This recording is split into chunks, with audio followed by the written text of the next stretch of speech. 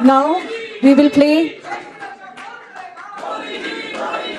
Now we will play the national anthem. जनगण अधिनायक जय हे भारत भाग्य विधाता पंजाब सिंधु गुजरात मराठा उत्कल गंगा विंध्य हिमाचल यमुना गंगा उत्कल जलधि तरंगा तब शुभ नामे गावे तब शुभ आशीष मांगे गाहे तब जय गाथा जन गण मंगलदायक जय हे भारत भाग्य विधाता जय हे जय हे जय हे जय जय जय जय हे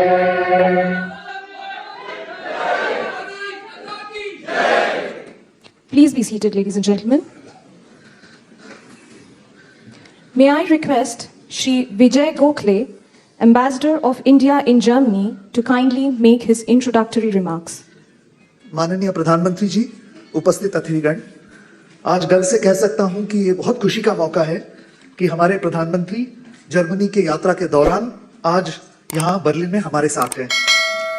जर्मनी में भारतीय समुदाय अन्य देशों की तुलना में जरूर छोटा है, लेकिन अपने अपने क्षेत्रों में, खासकर तकनीकी क्षेत्र में सक्षम है और आज अलग अलग जगहों से Dusseldorf, Munich, Frankfurt, Cologne, Hamburg, Hanover और बर्लिन से आए हैं। यहाँ प्रधानमंत्री जी को सुनने के लिए उत्सुक हैं। मैं प्रधानमंत्री जी से निवेदन करता हूं कि वे भारतीय समुदाय को संबोधित करें।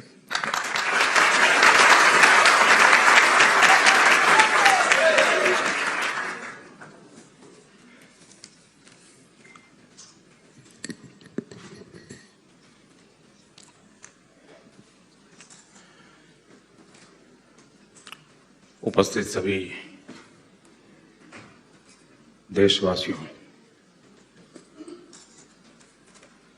मैं अपनी बात शुरू करने से पहले आज वो एक दुखद समाचार मिले। जर्मनी के मूर्धन्य साहित्यकार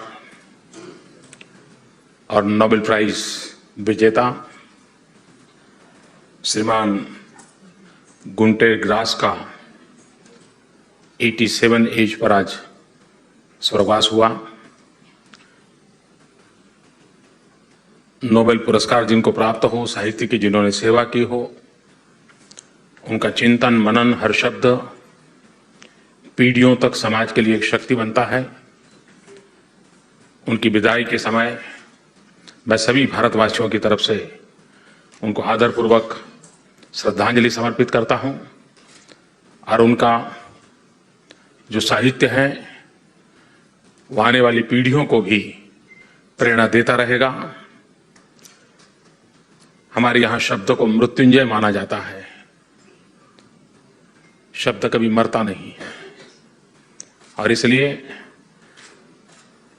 जो साहित्य की साधना करते हैं वे एक प्रकार से अमरत्व को प्राप्त करते हैं। मुझे विश्वास है कि उनकी जीवन भर की ये तपस्या, ये साधना, ये शब्द सरिता आने वाले युगों तक न सिर्फ जर्मनी को लेकिन मानवीय मूल्यों की चिंता करने वाले हर किसी को प्रेरणा देती रहेगी। मैं फिर एक बार उनके प्रति अपना आदर व्यक्त करता हूं। मैं कल हैनोवर में था। भारत इस बार हैनोवर फेयर का पार्टनर है। करीब भारत से 400 कंपनियां यहां आई हुई हैं। अब चारों तरफ लोगों को लगता है कि भाई देश विकास की दौर आगे बढ़ रहा है। इस प्रकार के अवसर भारत को शोकेस करने के लिए तो काम आते ही आते हैं, लेकिन हमें बहुत कुछ सीखने का भी अवसर मिलता है। कभी कभार हम अपने मोहल्ले में तो हरक्यूलिस होते हैं, लेकिन जरा बाहर निकले तो पता चलता है कि हम कहां खड़े हैं। और इसलिए इस प्रकार के कार्यक्रमों में आने से हमें भी भीतर से एक चैलेंज स्वीकार करने का मन बनता है, हमारे भीतर का जज्बा जगता है कि भाई क्या बात है, वो तो आगे निकल रहे हैं, हम क्यों नहीं निकल रहे हैं, चलो हम भी कुछ करेंगे। तो एक प्रकार से ये अंतर्राष्ट्रीय कसौटी है, अंतर्राष्ट्रीय मानदंडों में हम आगे बढ़ रहे हैं कि नहीं बढ़ रहे हैं। मुझे विश्वास है कि भारत से जो लोग आए हैं वे यहां से बहुत कुछ देख करके, सीख करके, समझ करके जाएंगे और उसका लाभ भी मिलता है, हमारा लाभ उनको भी मिलता है। मैं आज मैडम चांसलर के साथ हैनोवर फेयर में अलग अलग स्टॉल से की मुलाकात ले रहा था, तो कंपनी ने अपना आधुनिक टेक्नोलॉजी से स्क्रीनिंग करने की टेक्नोलॉजी दिखाई कि कार का कोई पुर्जा उर्जा खराब हुआ हो तो उनको स्क्रीन में पता चलता है। तो मैंने पूछा उनको कि ये कार का पुर्जा उर्जा तो देख लेते हैं, लेकिन क्या इस टेक्नोलॉजी का सिक्योरिटी के लिए उपयोग हो सकता है क्या? तो चौंक गए, बोले ये तो हमने सोचा नहीं। बोले हम तुरंत करेंगे। मैंने उनको कहा कि मैं आइडियाज की रॉयल्टी नहीं लेता हूं। कहने का तात्पर्य है कि जब देखते हैं तो पता चलता है कि एक ही चीज अलग दृष्टिकोण से कितनी काम में आती है। वही टेक्नोलॉजी, वही काम, वह अलग रूप में किस प्रकार से काम है। और मैं मानता हूं इस विषय में भारत के लोगों की बड़ी एक्सपर्टाइज है, वो बड़ी आसानी से इन चीजों को। अब आप देखिए हमारे यहाँ माताएं बहनें खाना पकाने में कितना बढ़िया प्रयोग करती हैं। अब वो घर में भले उसका भारतीयकरण कर दिया होगा, लेकिन वो चाइनीज डिश भी बनाती होगी और पिज्जा भी बनाती होगी और मैक्सिकन डिश भी बनाती होगी। तो हमारे लोगों की एक विशेषता है चीजों को अपने ढंग से ढालने की। लेकिन ऐसे अवसर पर जाते हैं तो एक प्रकार से हमारी कसौटी होती है, हमें आगे बढ़ने के लिए प्रेरणा मिलती है। सामने वालों को भी ध्यान में आता है कि भाई हम सोचते थे वैसा भारत नहीं है, भारत में तो कुछ बहुत कुछ है, ये काम भारत में हो रहा है। तो उनको भी लगता है चलो भाई हम भी अपना उस क्षेत्र में जाएं, हम भी अपना विस्तार करें, विकास करें। एक प्रकार से ये विन विन सिचुएशन वाला मामला होता है। और मुझे विश्वास है कि आने वाले दिनों में भारत की जो विकास यात्रा है, उस विकास यात्रा में मैन्युफैक्चरिंग हब भारत बने, ये समय की बहुत बड़ी मांग है। और अगर हम ये समय खो दिया तो भारत का बहुत लंबे अरसे तक नुकसान होगा। जब दुनिया में औद्योगिक क्रांति हुई थी उस समय भारत गुलाम था। हमारे पास टैलेंट थे, हमारे पास हर प्रकार की क्षमता थी। ढाका का मलमल कितना अंगूठी से पूरा निकलता था, चर्चा में पढ़े थे, सुने हैं, सामर्थ्य था। लेकिन जब इंडस्ट्रियल रिवॉल्यूशन हुआ हम गुलाम थे, और गुलाम होने के कारण हम उस परिस्थिति का लाभ नहीं ले पाए। ऊपर से हमारी जो टैलेंट थी, हमारे पास जो सामर्थ्य था, या तो उसको दबोच दिया गया या तो उसे चोरी करके ले जाया गया और हम वहीं के वहीं रह गए। सेकंड रिवॉल्यूशन आया कम्युनिकेशन का, आईटी रिवॉल्यूशन आया। आईटी रिवॉल्यूशन में हम आजाद भारत के होने के कारण हमारे 20, 22, 24 साल के नौजवान कंप्यूटर पर उंगलियां घुमाते घुमाते दुनिया को हिंदुस्तान की पहचान करा दी, विश्व को भारत का लोहा मानना पड़ा।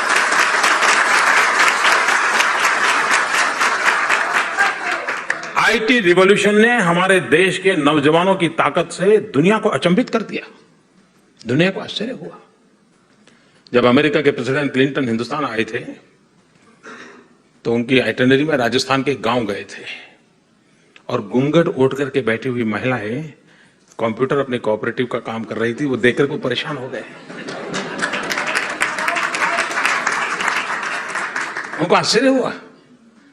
और तब जाकर के वहीं का चुना हुआ एक पंच ने उनको पूछा। अब वो बेचारा अपनी भाषा में बोल रहा था और वो लुढ़क करके सिक्योरिटी को इधर उधर करके, उसके पास तो था कोई, वो पंच का मेंबर था, पंचायत का सदस्य था और दलित समाज से था। वो लुढ़क करके प्रेसिडेंट क्लिंटन के पास पहुंच गया। उस दिन जिन्होंने लाइव टेलीकास्ट देखा होगा उन्होंने देखा होगा, वो लुढ़क के उनके पास पहुंच गया। तो गांव वालों को सबको लगने लगा कि ये यार क्या आदमी है, उधर उसको क्या बात करेगा, उससे उसको कुछ बोलना तो आता नहीं है। किसी को लगा नहीं शायद वो वीजा मांगेगा, किसी को लगा नहीं यार अपने बेटे के लिए नौकरी मांगेगा। और ताज्जुब की बात है, वो अनपढ़ इंसान, दलित परिवार का बेटा, जो कि इस गांव की पंचायत का सदस्य था, वो क्लिंटन से हाइट में भी बहुत छोटा था, यूं देखता था उसे और आंख में आंख मिलाकर के उसने पूछा था कि क्या आप आज भी हिंदुस्तान को पिछड़ा मानते हैं क्या? ये पूछा था उसने। और क्लिंटन ने जवाब दिया था, नहीं, मैं दुनिया में जहां जाऊंगा मैं हिंदुस्तान की शक्ति के विषय में। और आपको देखिए, उन्होंने फिर हर बार जहां गए इस बात का उल्लेख किया और लोगों को कहा कि भारत के विषय में आप सोचते हैं, उसमें आपकी सोच बदलिए। वो बोल रहे थे। कहने का तात्पर्य यह है कि हमारे नौजवानों ने ये जो सेकंड रिवॉल्यूशन आया, आईटी रिवॉल्यूशन, इसमें बहुत कुछ किया, दुनिया में अपनी ताकत का परिचय दिया। लेकिन होता कहां है? सिलिकॉन वैली में जाइए, 60-70% CEO आईटी सेक्टर में भारतीय मूल के हैं। लेकिन गूगल का जन्म भारत की गोद में नहीं होता है, किसी और की गोद में होता है। और तब सवाल उठता है कि गूगल मेरे यहां क्यों पैदा नहीं हुआ? साइंटिस्ट वही थे, सॉफ्टवेयर इंजीनियर वही है। भारत में वो सबसे बड़ी चुनौती है कि हम उस माहौल को तैयार करें जिस माहौल में हमारे पास जो टैलेंट है, हमारे जो ब्रेन है, जो दुनिया में जाकर के तो अपना कर्तव्य दिखाते हैं, वो हिंदुस्तान की धरती में भी अपना कर्तव्य दिखाएं।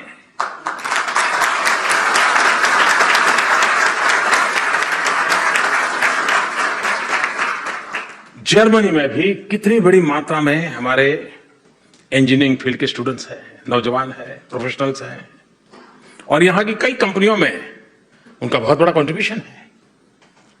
बहुत कुछ सीख रहे हैं। आपके पास बेसिक नॉलेज है, आपके पास एक्सपीरियंस है, आपके पास इनोवेशन के लिए आवश्यक इंफ्रास्ट्रक्चर मिला हुआ है, आप अपनी शक्ति और सामर्थ्य का उपयोग कर रहे हैं। क्या अब आपको ये जो मिला है, आपके अपने प्रयासों से मिला है, किसी के कारण मिला है ऐसा मैं नहीं कहता हूं। आपके अंदर वो जज्बा है, क्षमता है, अवसर मिला है। क्या आप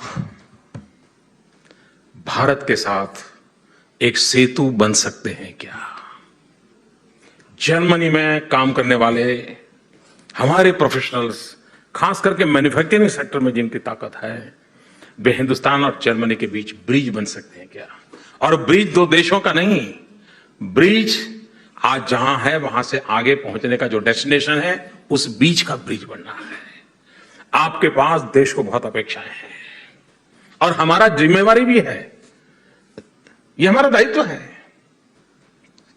आज हम जहां भी पहुंचे हैं, हमारे देश के किसी न किसी गरीब ने हमारे लिए कुछ तो किया होगा, तब जाकर के पहुंचे होंगे।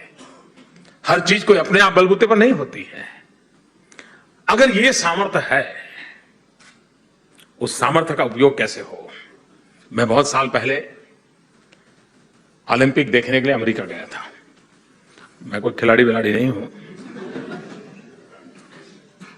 और बाद में दूसरे ही खेल में पड़ गया।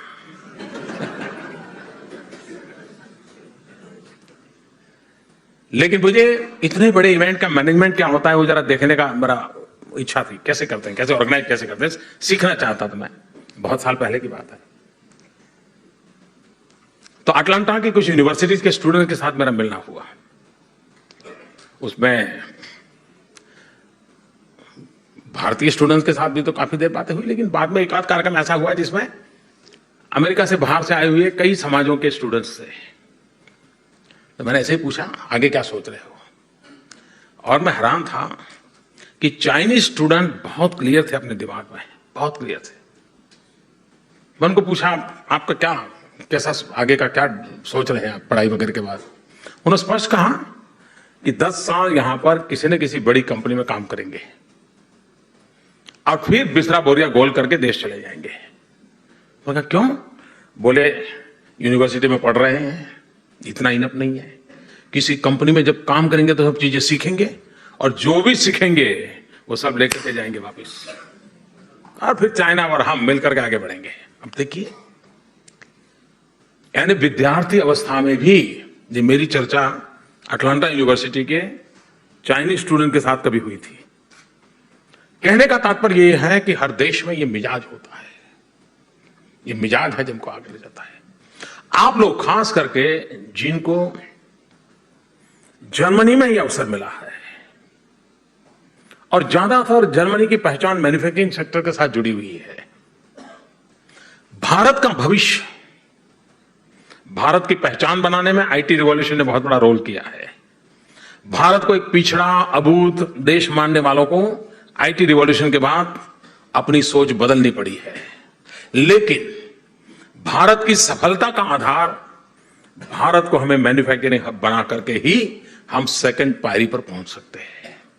और देश के विकास के लिए मेरे दिमाग में बहुत साफ है कि हमें बैलेंस ग्रोथ करना पड़ेगा। भारत एक ऐसा देश है कि, और इतना बड़ा विशाल देश है कि यहां की कोई चीज वहां स्केल अप वो हिसाब बैठता ही नहीं।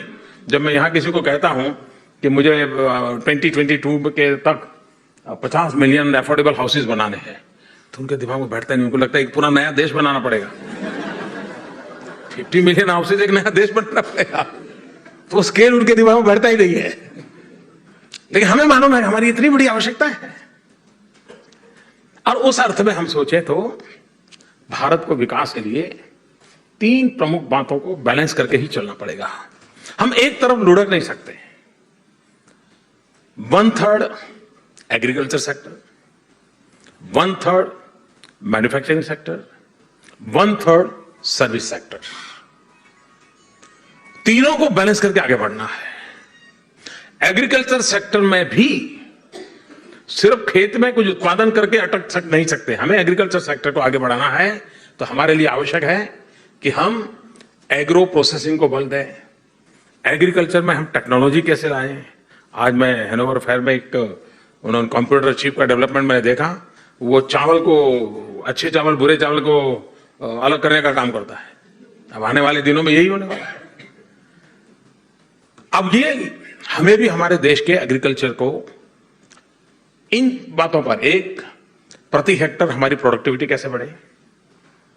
प्रति हेक्टर प्रोडक्टिविटी बढ़ानी है तो कौन सी टेक्नोलॉजी, कौन से प्रयोग काम में आएंगे, परंपरागत चीजें कैसे काम आएगी। लेकिन हमारे किसान को अफोर्डेबल हो हमारा एग्रीकल्चर सेक्टर, वो तब होगा जब वैल्यू एडिशन होगा। और हम अच्छी तरह जानते हैं कि कोई किसान बेचारा आम बेचता है तो इनकम कम होती है, लेकिन आम में से अगर अचार बना देता है तो अचार के पैसे ज्यादा मिलते हैं। अचार भी अगर बढ़िया सा बोतल में पैक करे तो और ज्यादा पैसे मिलते हैं। और अचार पैक किया हुआ अचार भी कोई नटी लेकर के खड़ी हो जाए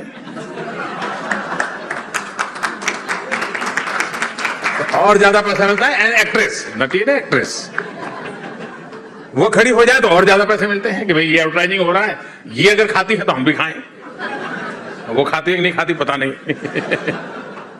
लेकिन कहने का तात्पर्य यह है कि हमारे एग्रो प्रोडक्ट का वैल्यू एडिशन जितना ज्यादा हम कर सकते हैं। अब उसमें टेक्नोलॉजी लगती है, उसमें नई नई खोज की आवश्यकता होती है, ग्लोबल रिक्वायरमेंट के अनुसार हमको उसको करना पड़ेगा। और आज दुनिया में रेडी टू ईट पैकेजिंग का मामला चल रहा है सब दूर। दुनिया के किसी देश में कहां सब्जी पैदा हुई है, कहां कटिंग हुआ होगा, कहीं पकी होगी, कहां पैक हुई होगी, और पता नहीं दुनिया के किस देश में जाकर के वो खाई जाती होगी। दुनिया काफी बदल चुकी है। हमने हमारे एग्रीकल्चर सेक्टर को विश्व की ये जो चीजें हैं इसके साथ जोड़ना है। चाय में हमने वो सफलता पाई, हम जानते हैं कि चाय में हमें जो सफलता मिली उसके दो मूलभूत बातें रही है कि चाय ने व्यक्ति के जीवन में एक नई पहचान बनाई, सोशल रिलेशन का वो आधार बन गई, सामाजिक संबंधों के लिए वो एक बहुत बड़ा लिक्विडिटी वाला फोर्स बन गया एक प्रकार से। और दूसरा उसकी सरलता, उसका पैकेजिंग, और कभी किसी ने उससे क्या नुकसान होता है इसकी ज्यादा चर्चा नहीं की और एक्सेप्ट हो गया दुनिया में। चाय के बागानों में खेती करने वाले लोग, बड़ी बड़ी कंपनियां बन गई, लेकिन जो बेचारे मजदूर थे वो वहीं रह गए, क्योंकि अंग्रेजों के जमाने में उसके सारे रूल्स एंड रेगुलेशंस बने थे, उसमें बदलाव आ रहा है। मेरा कहने का तात्पर्य है कि हमारे पास इतनी सारी चीजें हैं, हम हमारे एग्रीकल्चर सेक्टर में प्रोडक्टिविटी बढ़ाने से लेकर के वैल्यू एडिशन के लिए साथ साथ फॉरवर्ड लिंकेज, ग्लोबल मार्केट कैसे मिले। भारत में एक छोटा सा राज्य है सिक्किम,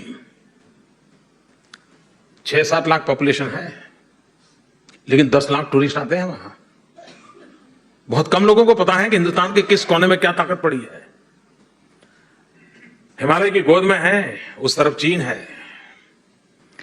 उन्होंने एक इनिशिएटिव लिया, छोटा सा राज्य है ऑर्गेनिक फार्मिंग का, और उसने ग्लोबल सारे स्टैंडर्ड पार कर दिए हैं, और आज सिक्किम हिंदुस्तान का पहला ऑर्गेनिक फार्मिंग का स्टेट बन चुका है।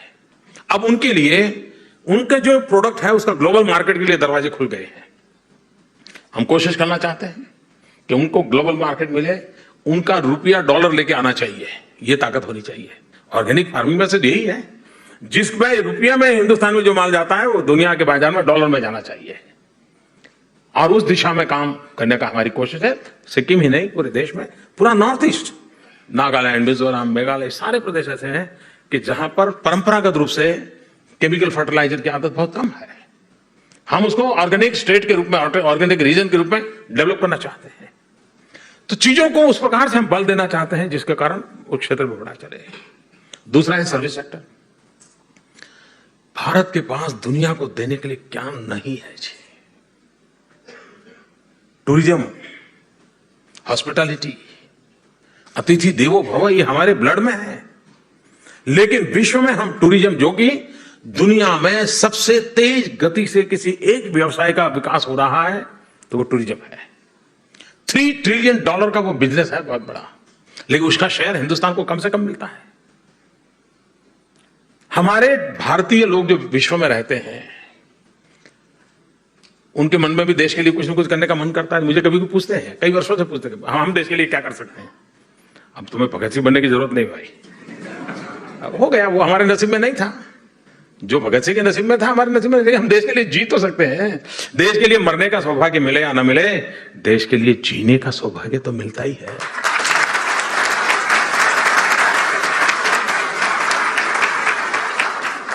और इसलिए हमने कहा भाई कम से कम भारतीय परिवार जो विदेशों में रहते हैं, जहां आप काम करते हैं वहां विदेशी लोगों के बीच में है, दुकान चलाते होंगे तो आपके विदेशी ग्राहक होते होंगे, पढ़ते होंगे तो विदेशी टीचर होंगे। क्या साल में 5 बिन भारतीय नॉन इंडियंस ऐसे फैमिली को हिंदुस्तान देखने के लिए आप प्रेरित नहीं कर सकते क्या? यहां छोटा सा काम है, उनको समझाओ भाई हमारा देश देखने जैसा है, चलो निकल पड़ो। हमारे जर्मनी में मान लीजिए 1 लाख लोग रहते हैं, मान लीजिए 50,000 परिवार रहते हैं। अगर हर वर्ष 5 परिवार को धक्का लगा दे, हिंदुस्तान के टूरिज्म का कितना आगे बढ़ेगा। फिर मुझे इनक्रेडिबल इंडिया का एडवर्टाइजिंग का खर्चा करना पड़ेगा क्या?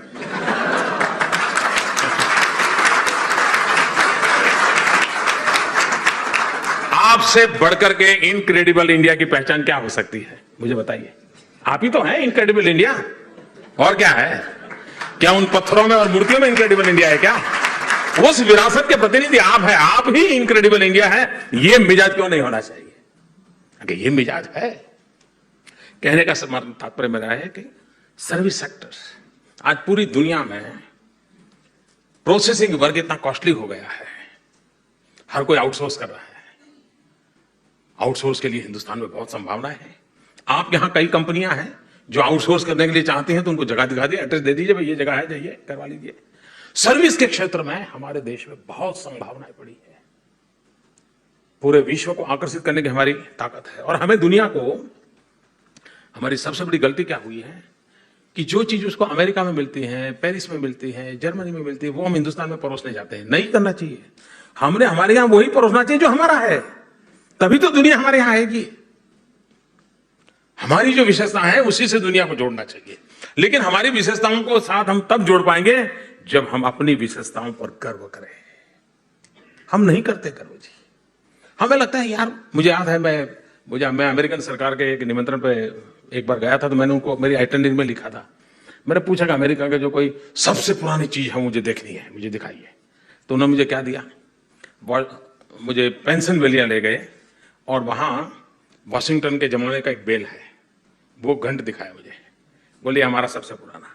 अब मेरा यहां आप आइए, आप अजंता एलोरा देखिए, आप कोणार्क का सूर्य मंदिर देखिए, हजारों साल पुरानी चीजें।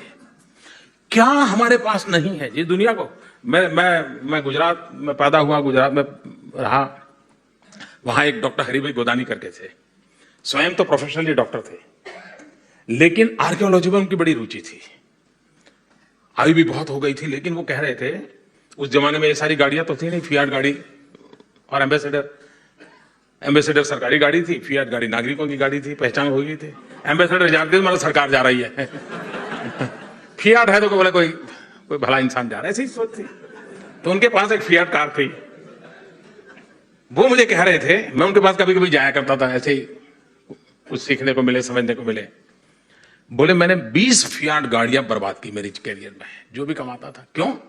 तो बोले मैं जंगलों में चला जाता था, कच्चे रास्ते पे चला जाता था, और कहीं कोई मूर्ति हो, पत्थर हो, कोई पुरातत्व का कोई खंडहर पड़ा हो, वहां चला जाता था। एक व्यक्ति का इंडिविजुअल कलेक्शन शायद किसी सरकार से बड़ा था। उन्होंने मुझे एक दिन एक स्लाइड दिखाई, मैं हैरान था। वो स्लाइड पत्थर की एक मूर्ति की स्लाइड थी, 800 साल पुरानी वो मूर्ति थी, कार्बन रेटिंग हुआ था, और उसमें एक गर्भवती महिला का, प्रेग्नेंट विमेन का एक मूर्ति थी, और आधे पार्ट में उसके पेट को काट करके मूर्ति बनाई गई थी, और पेट काट करके बच्चा पेट में किस रूप में है, चमड़ी के कितने लेयर्स हैं, वो सारा पत्थर पे अंकित था। 800 साल पहले पत्थर तराशने वाले को पता था कि गर्भ के अंदर बच्चा कैसे पोजीशन में होता है, चमड़ी के लेयर कितने होते हैं। आप कल्पना कर सकते हो कि ज्ञान और विज्ञान के क्षेत्र में हमारे पूर्वजों ने क्या कुछ नहीं किया होगा। लेकिन इस बात को पहुंचाने के लिए हम एक ऐसे गुलामी के कालखंड में ऐसे जीवित रहे जैसे हमारा सब बेकार है, हमारा सब बेकार है। जब तक हम ये मानसिकता नहीं बदलेंगे, हम हमारे टूरिज्म को बढ़ावा नहीं दे सकते। हमारे पास है, उसके प्रति हमारा गर्व होना चाहिए, अभिमान होना चाहिए। एक बार ये होगा तो फिर चीजें चलेगी। अब आप देखिए, मैं गुजरात का हूं इसलिए मुझे वहां का बात याद आना स्वाभाविक है। लोथल अहमदाबाद से 80 किलोमीटर दूर एक जगह है, लोथल। आपने शायद पढ़ा होगा, याद होगा थोड़ा बहुत, कभी आज जाकर के गुरु को पूछ लीजिए, वो बता देगा। 5000 साल पुराना पोर्ट, 5000 साल, और आर्कियोलॉजी, एक्सकेवेशन हुआ, सारी चीजें निकली। और वो कहते हैं कि 84 कंट्रीज उसके झंडे वहां लहराते थे। मतलब 84 कंट्रीज के साथ 5000 साल पहले उसका व्यापार था। और दूसरी विशेषता देखिए कि नालंदा, तक्षशिला यूनिवर्सिटी की हम चर्चा करते हैं, उसी कालखंड में एक बल्लभी यूनिवर्सिटी की चर्चा होती है इतिहास में। वो बल्लभी यूनिवर्सिटी ये लोथल से 50 किलोमीटर दूरी पर थी। तात्पर्य यह था कि उस समय हमारे पूर्वजों को पता था कि विश्व के बच्चों को पढ़ने लिखने के लिए आना है तो एक पोर्ट चाहिए, लोथल पोर्ट के नजदीक में यूनिवर्सिटी चाहिए, और अनेक देशों के बच्चे वहां पढ़ते थे। ये सारी बातें जब आप भी सुनते हैं, आपको भी सीना तन जाता होगा, वाह मैं उस देश का रहने वाला हूं। ये जो गर्व की अनुभूति होती है, वो हमारे सर्विस सेक्टर में बल दे सकती है। और ये काम हिंदुस्तान का नागरिक जितना करेगा उससे ज्यादा हिंदुस्तान से बाहर गया हुआ करेगा। लेकिन बाहर जाने के बाद छोड़ो यार, ये तो देश ही है, हम ही अपनी मजाक उड़ाएंगे, तो फिर अपने देश का गर्व कभी बढ़ता नहीं है जी। ये भाव अगर हमारे में पैदा हो, मुझे विश्वास है। और तीसरा जिस पर मैं बल देना चाहता हूं वो है manufacturing sector. Bharat manufacturing hub बनने के लिए उसके पास सब कुछ है। दुनिया में सबसे युवान देश है भारत, विश्व का सबसे नौजवान देश। 35 से नीचे भारत के 65% पॉपुलेशन है और सारी दुनिया बुढ़ापे की ओर आगे बढ़ रही है।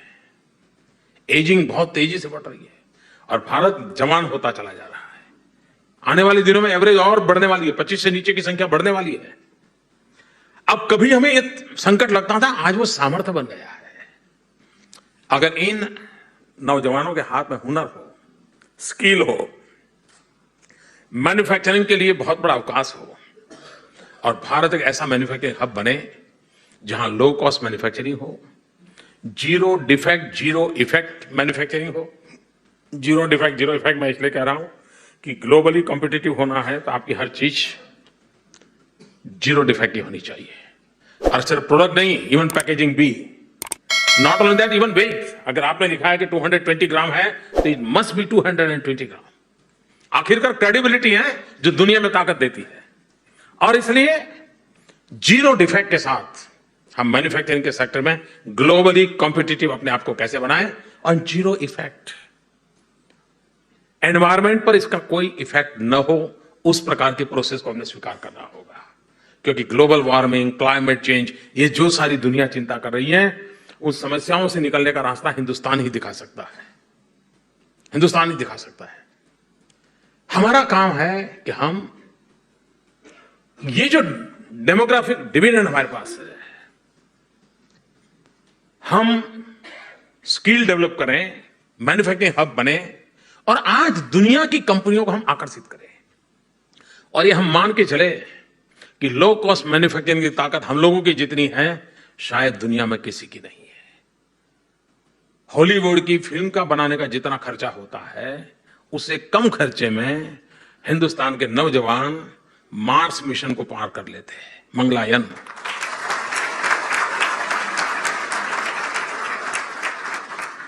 अब मुंबई हो, पुणे हो, अहमदाबाद हो, दिल्ली हो, लखनऊ हो, 1 किलोमीटर का ऑटो रिक्शा में जाना है तो खर्चा 10 रुपया लगता है।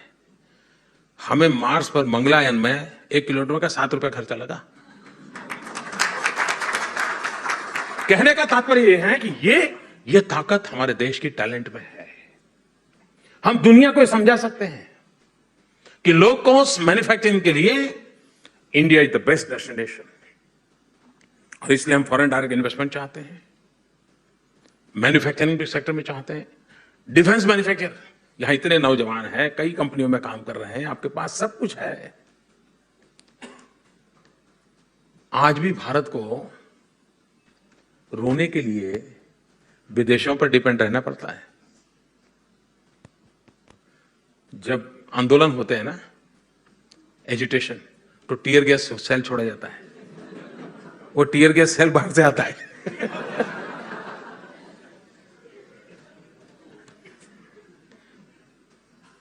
मैं घर में बैठ करके बात कर रहा हूं, ऐसा नहीं कि हमारे पास ताकत नहीं है जी।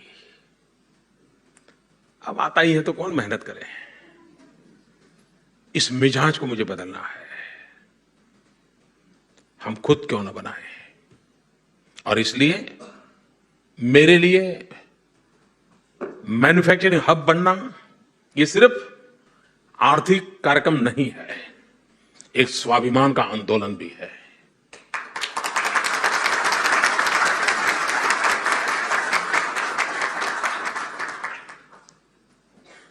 आप मुझे बताइए, आप अपने पड़ोसी से यहां से बार बार कोई चीज लानी पड़े तो आप महसूस कैसा फील करते हो? अपने आप पुराने जमाने में गांव में रहते हैं तो कभी मेहमान आ गए और चीनी लानी है तो पड़ोसी के घर से एक कटोरी में चीनी ले आते हैं। लेकिन कैसे लाते हैं? ऐसे साड़ी के नीचे रख करके ले आएंगे। कोई देख क्यों? स्वाभिमान। मन में कहता है ठीक है आज भाई चीनी नहीं है और मेहमान अचानक आ गए, चीनी लानी पड़ी। पड़ोस वाला भी किसी को कहता नहीं था देखो उसके यहाँ मेहमान आते हैं चीनी मेरी ले जाते हैं, ऐसा कोई नहीं करता है, कोई नहीं करता। लेकिन स्वाभिमान की चिंता रहती है, वो ऐसे करके साड़ी में लपेट करके ले आएंगे। भारत भी बाहर से लाते समय हमारे एक स्वाभिमान का इश्यू होना चाहिए। अब मेरा देश दुनिया को देने वाला देश बनेगा, लेने वाला नहीं रहेगा, ये दिमाग।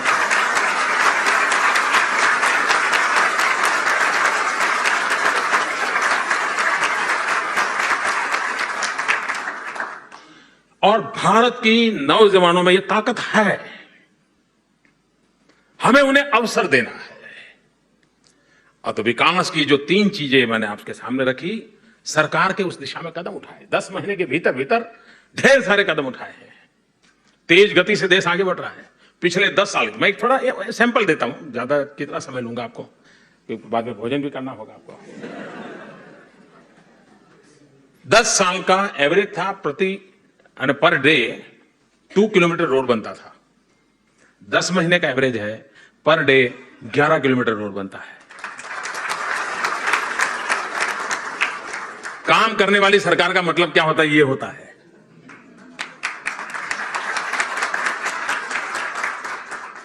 हर चीज में। अब रेलवे, आप कल्पना कर सकते हैं रेलवे के विकास की कितनी बड़ी संभावना है। अब लोगों को लगता होगा कि मोदी जर्मनी गए तो क्या करते होंगे, मुझे मालूम नहीं। दुनिया के लोग मेरे से क्या अपेक्षा करते हैं, हिंदुस्तान में हमारे मीडिया वालों की अपेक्षा अलग रहती है।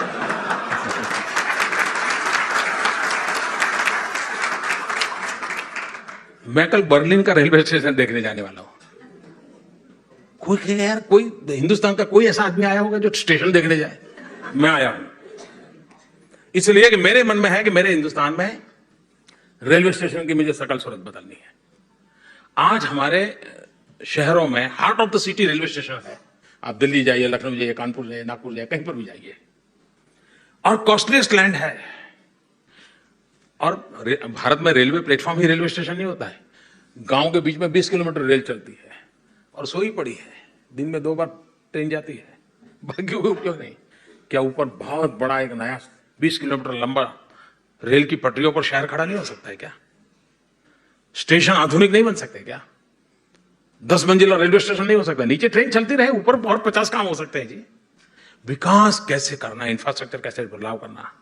रेलवे पूरा हमारे 2 शहरों को जोड़ने वाली जो ट्रेन है उसकी स्पीड को क्यों नहीं बढ़ाया जाए? अगर अहमदाबाद से, दिल्ली से अमृतसर जाना है, दिल्ली से चंडीगढ़ जाना है, दिल्ली से आगरा जाना है, हाई स्पीड रेल बन सकती है। ठीक है, आज हम दुनिया में जो 300 किलोमीटर स्पीड की रेलवे है नहीं होगी, लेकिन अगर हम 60 पर चलते तो 120 तो हो सकते हैं जी। मेरी कोशिश यह है कि अनेक संभावनाओं को आगे बढ़ाना है, और जितना हम आगे बढ़ाएंगे उससे हमें परिणाम मिलने वाला है। देश नई ऊंचाइयों की दौर, पूरी दुनिया ग्लोबल वार्मिंग के लिए चिंता करती है। आप भी यहां बैठे होंगे तो इस बात करने का बड़ा मजा आता होगा। तो मैं आज खास आपका क्लास लेना चाहता हूं ताकि आप दुनिया को समझा सको हम कौन लोग हैं। पता नहीं सारी दुनिया क्लाइमेट के संबंध में हमें गालियां देती रहती है। बर्बाद करने वाले लोग हमारा जवाब मांग रहे जी।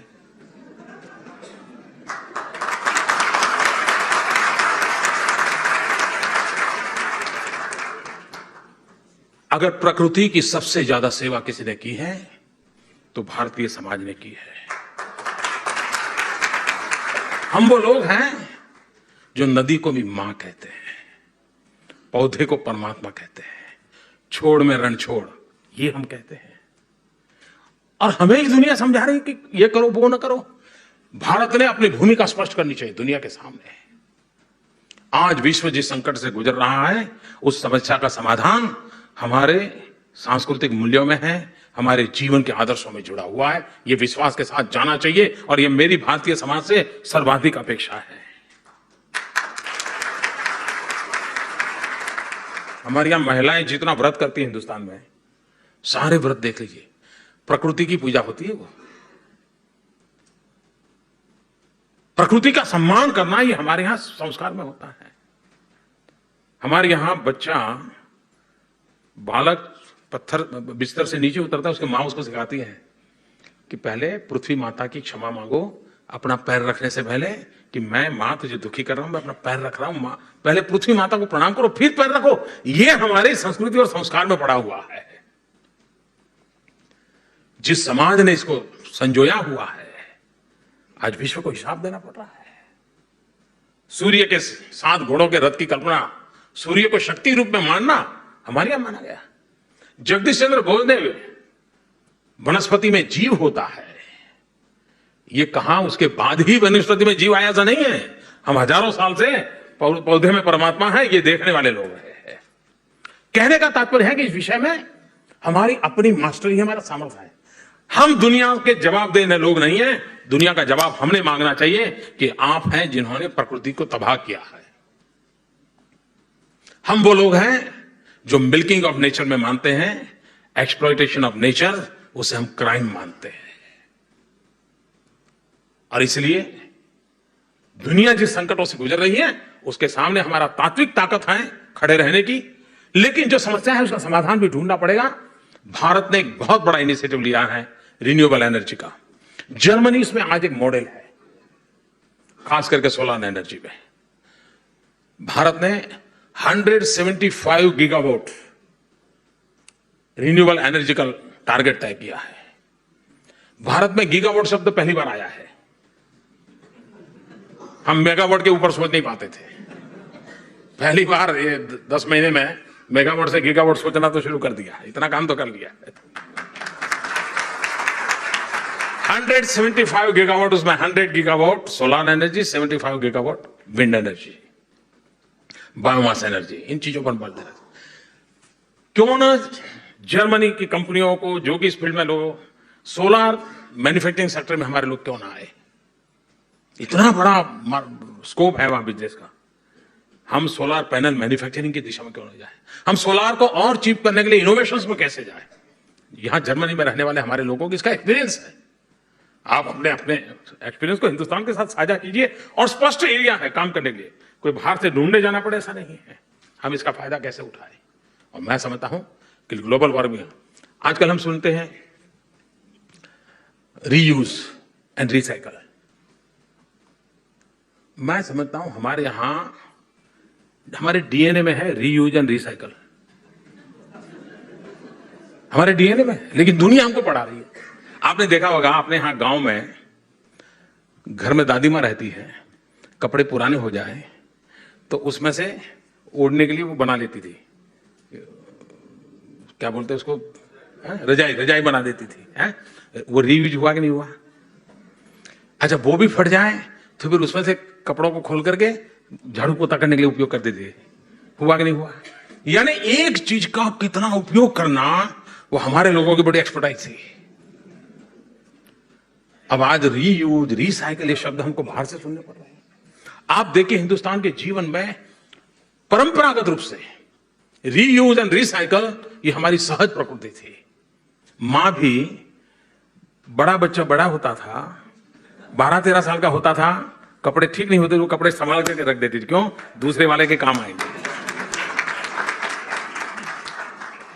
यानी समाज, और इसके लिए कोई अखबारों में कोई आर्टिकल नहीं छपा था, कोई 24 कलाक के टीवी चैनल पे कार्यक्रम नहीं आया था कि ऐसा करो वैसा करो, किसी ने सिखाया नहीं था। ये सहज प्रकृति थी।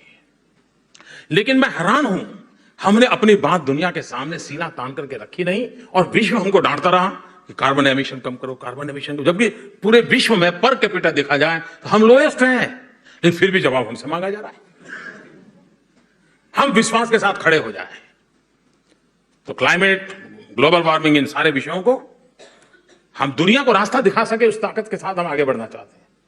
COP21 की मीटिंग अक्टूबर में फ्रांस में होने वाली है, सारी दुनिया का ध्यान है, लेकिन हम उसका एजेंडा सेट करेंगे। मैं आपको विश्वास दिला रहा हूं, भारत एजेंडा सेट करेगा।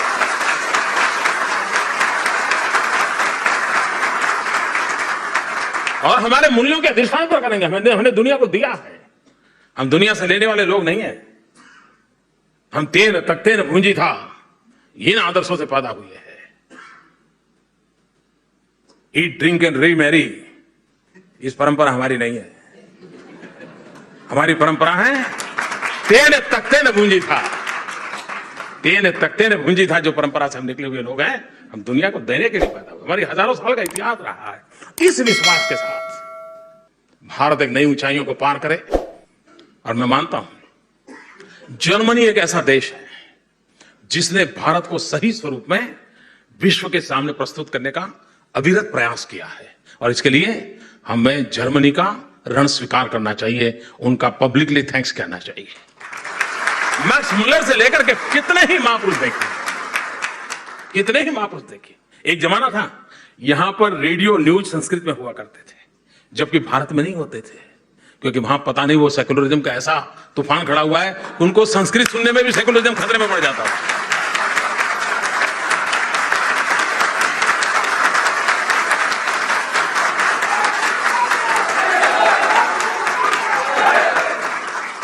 भारत का सेकुलरिज्म इतना कच्चा नहीं है कि कोई भाषा के कारण वो हिल जाए।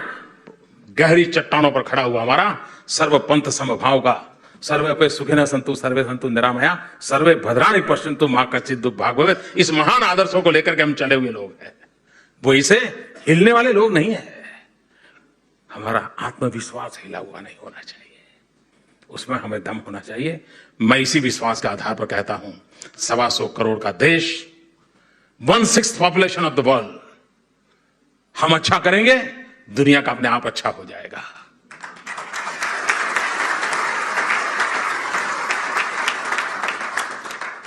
इसी एक भावना के साथ भारत आगे बढ़े, उस दिशा में प्रयास चल रहा है। आप सबसे मिलने का अवसर मिला, मुझे खुशी हुई। मेरी आप सबको बहुत शुभकामनाएं हैं। आप बहुत प्रगति करें, भारत का नाम आप जहां भी हो रोशन करें। और मैं आपको एक विश्वास दिलाता हूं, आपका पासपोर्ट का रंग शायद बदल गया होगा, लेकिन पासपोर्ट के रंग बदलने से हमारे रिश्तों के ताने बाने को कोई असर नहीं होता, ये आप विश्वास कीजिए।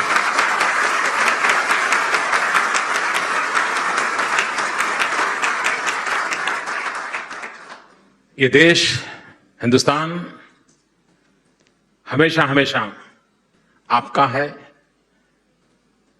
आपके लिए है, और हो सकता है कि आपके आने वाले योजनाओं के तहत तो आपके बदौलत भी बन जाए। मेरी बहुत बहुत शुभकामनाएं। धन्यवाद।